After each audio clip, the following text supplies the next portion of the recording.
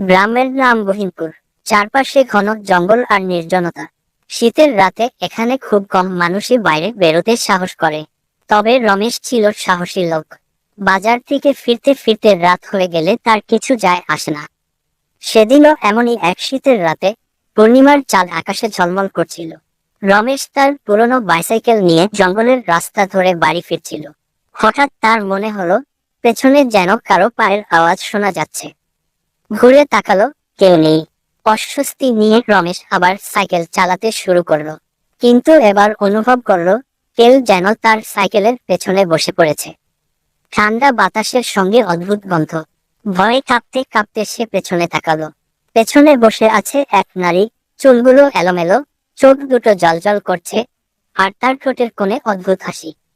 রমেশের বুকের রক্ত হিম হয়ে গেল। নারীটি বলল, আমার বাড়ি এই জঙ্গলের মধ্যেই, আমাকে নামিয়ে দাও। রমেশ কিছু বলতে পারল না, শুধু সাইকেল চালিয়ে যেতে লাগলো। জঙ্গলের গভীরে এসে নারীটি হঠাৎ বলে উঠল, এখানেই থামো। রমেশ সাইকেল থামালো। সেই নারী ধীরে ধীরে সাইকেল থেকে নামলো। তারপর তার হাত বাড়িয়ে রমেশের কাঁধ স্পর্শ করলো। ঠান্ডা স্পর্শে রমেশ অনুভব করলো শরীর থেকে শক্তি সরে যাচ্ছে। নারীটি বলল, তুমি তো সাহসী মানুষ, কিন্তু এখানে আসা মানে আমার খাঁচায় ঢোকা। এবার তুমি এখানেই থাকবে। রমেশের চিৎকার জঙ্গলের মধ্যে মিলিয়ে গেল।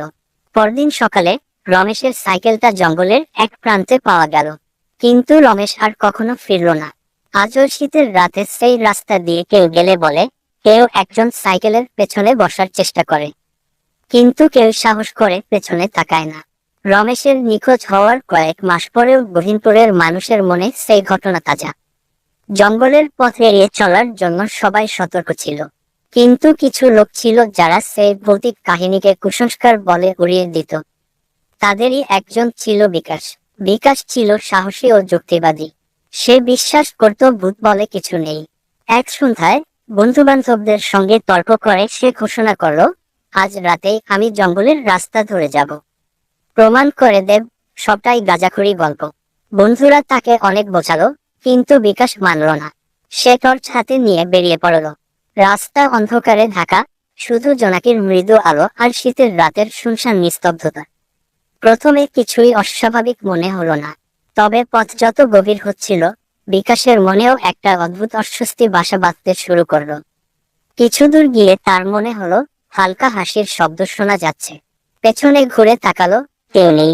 কিন্তু এবার তার কানে ভেসে এলো পরিচিত কণ্ঠস্বর, বিকাশ থামো। কণ্ঠটা রমেশের মতো শোনালো। বিকাশ থমকে গেল। টর্চের আলো ঘুরিয়ে চারপাশ দেখলো। সারা শরীর ঘামে ভিজে গেল তার। হঠাৎ তার টর্চ নিভে গেল। অন্ধকারে সে পায়ের শব্দ শুনতে পেল, যা ক্রমেই তার দিকে এগিয়ে আসছে। বুক ধুকপুক করতে লাগলো। সাহস করে সে চিৎকার করে উঠল, কে আছে? সামনে আসো। একটি মেয়েরই কণ্ঠস্বর উত্তর দিল, তুমি তো সাহসী, আমাকে ভয় পাও না, তাই না? বিকাশের সামনে হঠাৎই সেই নারীটি দাঁড়িয়ে গেল। মুখটি অদ্ভুতভাবে বিকৃত, চোখ জ্বলজ্বল করছে। নারীটি হাসি দিয়ে বলল, তোমার বন্ধু তো আমার সঙ্গ পছন্দ করলো না, তুমি থাকবে তো?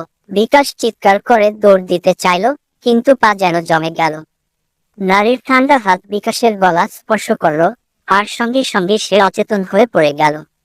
পরদিন সকালে গ্রামবাসীরা বিকাশকে অচেতন অবস্থায় জঙ্গলের বাইরে পড়ে থাকতে দেখল।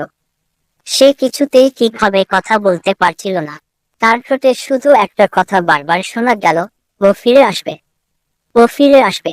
কথিত আছে এরপর থেকে সেই জঙ্গলের রাস্তা দিয়ে রাতে কেউ আর যায় না। তবে জোনাকির আলো আর শীতের বাতাসের সঙ্গে মাঝে মধ্যে শোনা যায় এক অদ্ভুত মেয়েলি হাসি।